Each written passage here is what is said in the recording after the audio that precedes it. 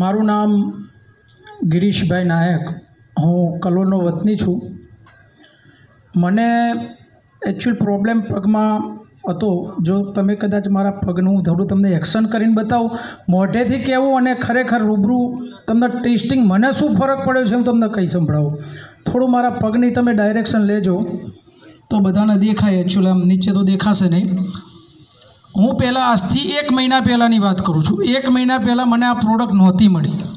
લગભગ ઓર્થોપેડિકના 5 ડૉક્ટર મેં બદલ્યા અને દરેક ડૉક્ટરે મને, આ 50 વર્ષની મારી ઉંમર છે, પણ દરેક ડૉક્ટરે મને એમ કીધું કે તમારે ની રિપ્લેસમેન્ટ કરવું જ પડશે, બીજો કોઈ ઉપાય છે નહીં. મારું ડાયાબિટીસ લેવલ હાલ પણ 250 છે. ભૂખ્યા પેટે 200 આવે છે, જમ્યા પછી 250થી ઉપર આવે છે. હું કોઈ પરેજી પાડતો નથી, બરાબર. નક્કી હતું કે હવે આ ઢીંચણ તો બદલાવાના જ છે, તો હવે ક્યાં ડાયાબિટીસ માટે લડવું, જે થશે એ જોયું જશે. મારી હાલત 1 મહિના પહેલાં આ પ્રોબ્લેમ હતો મને. હું આમ ચાલતો, હું જે કંપનીમાં નોકરી કરું છું તે મારા ડિપાર્ટમેન્ટમાં જવા માટે હું આમ તો ગાડી લઈને જઉં છું, પણ ડિપાર્ટમેન્ટમાં જવા માટે મારે ચાલતા જવું પડે. તો આ પોઝિશન હતી. મારા ડિપાર્ટમેન્ટમાં જતાં મને 15 મિનિટ થાય.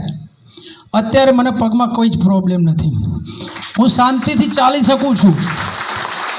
બીજું, ઘણી વખત એવું પણ થતું કે કદાચ અમુક ટાઈમે પેલો બેલ્ટ હું બાંધતો તો થોડું ચાલી શકતો, પણ બેલ્ટમાં બી મારો પગ આમ છટકી જતો.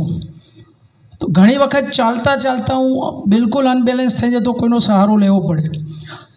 1 મહિનાથી આ બેલ્ટ વાપરું છું, બાયોમેગ્નિક.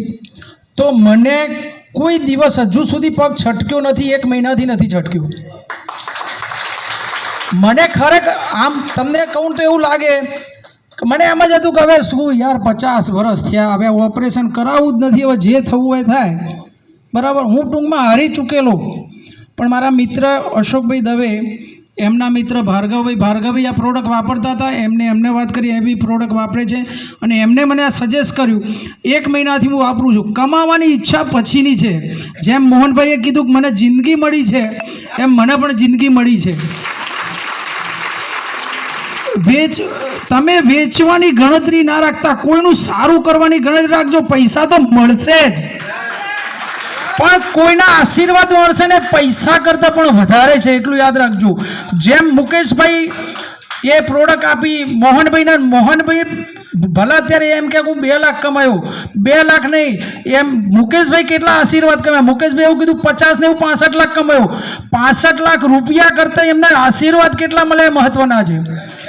એટલે કોઈના આશીર્વાદ લેવાની કોશિશ કરશો તો પૈસા તો જરૂર મળશે તમને, પણ પહેલાં આશીર્વાદ લેજો. મારા આશીર્વાદ અત્યારે અશોકભાઈ દવે મારા મિત્ર જ છે, પણ હું એટલું એમ કહી શકું કે ચલો મારી આ પરિસ્થિતિ, હું સીડી ના ચડી શકું, હું ઇલેક્ટ્રિશિયન છું, મારે સીડી ચડવી પડે, નોકરી ગુમાવવાનો વારો આવે.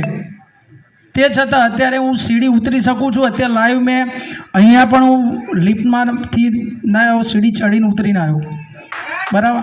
મારા પગમાં આટલો ફરક છે. ડાયાબિટીસ તો મટશે, એમાં બી ફરક પડશે, પણ હાલ ચાલી તો શકું છું.